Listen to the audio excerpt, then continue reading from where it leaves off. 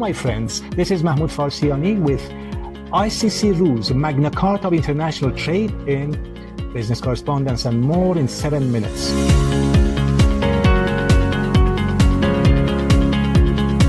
Before the International Chamber of Commerce was created, global trade was quite different. There were no standard applicable commercial rules for having business with foreign countries. Shipping responsibilities were unclear and international banking practice and standards were unreliable. Cross-border contracts were uncertain, and all this unclearness and uncertainty led to legal disputes between the parties. And when there was a dispute, it was not easy to find a neutral referee for a settlement which can please both parties.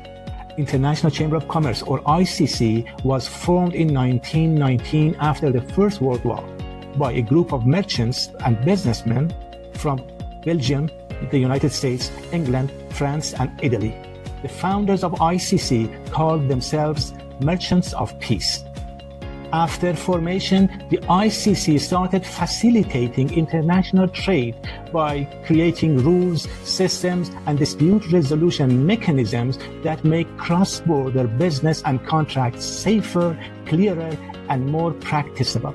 ICC rules reduce misunderstanding in business. They lower legal risks and create a common language for global trade. They regulate international trade, banking, commercial practices, and dispute resolution. They are widely used by exporters, importers, legal authorities, insurance companies, and governments in all different countries. The ICC headquarters is in Paris, and all ICC publications are released from there. Over decades, there have been hundreds of publications released by ICC in books or digital editions. These publications have been periodically updated and revised. The most important ICC regulations and rules today are Incoterms 2020, UCP 600, URC 522, URDG 758, and ICC arbitration rules. Let's have a look at some of the most famous and practicable ICC publications, starting with Incoterms 2020. Incoterms 2020 is the latest version of International Commercial Terms, which was released in 2020. The book defines a set of 11 of the most useful and commonly used three-letter commercial terms, such as FOB, CIF, and DAP. They are used in contracts of sale, clarifying the buyers and sellers' obligations, risks, and costs in the process of delivery of the goods. In this Incoterms extracted chart that you can see on the screen, the major obligations, risks, and costs like export packaging, loading and freight charges, insurance, and customs clearance are shown in dark blue column on the left side. Each of these and other obligations, costs, and risks in each contract is supposed to be undertaken by either the seller or the buyer according to the term that they select in preparing their contract.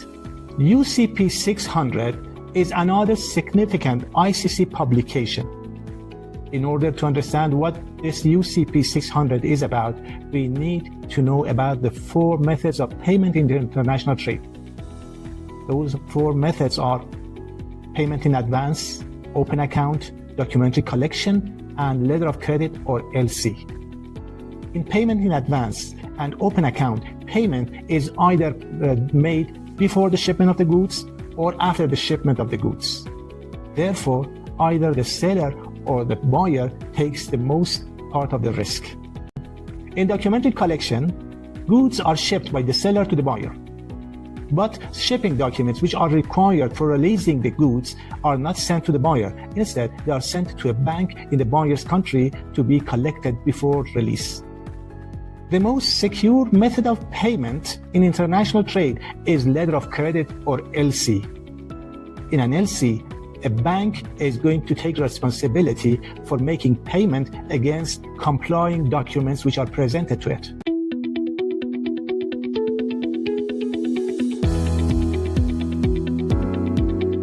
UCP rules govern issuance of a letter of credit, which is issued by banks, and define obligations of all the parties involved. And they ensure standard procedures worldwide to reduce misunderstandings between banks and importers and exporters. URC 522, Uniform Rules for Collection, is one more ICC publication which is used when banks handle documentary collection, which is one of the methods of payments that I explained earlier. One other ICC publication is URDG 758, or Uniform Rules for Demand Guarantees, which is used for protecting the beneficiaries and applicants in a bank guarantee. Finally, ICC arbitration rules publications are rules which are used to resolve international commercial disputes between the parties. As I said earlier, before ICC was formed, finding a mutually convenient dispute resolution in cross-border trade was not easy.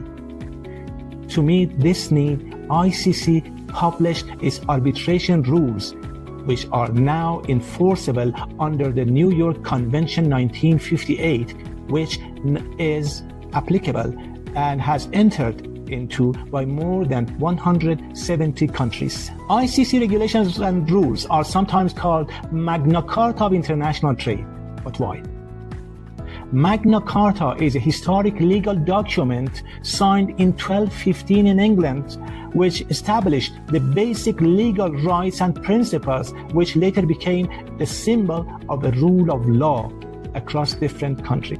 The rules of International Chamber of Commerce are compared to Magna Carta because they play a foundational and unifying role in global commerce. Thank you very much for watching this video. I'm inviting you to watch my next video, which will be about Financial Action Task Force, or FATF, and its role in safeguarding financial systems. Have a good day. Bye.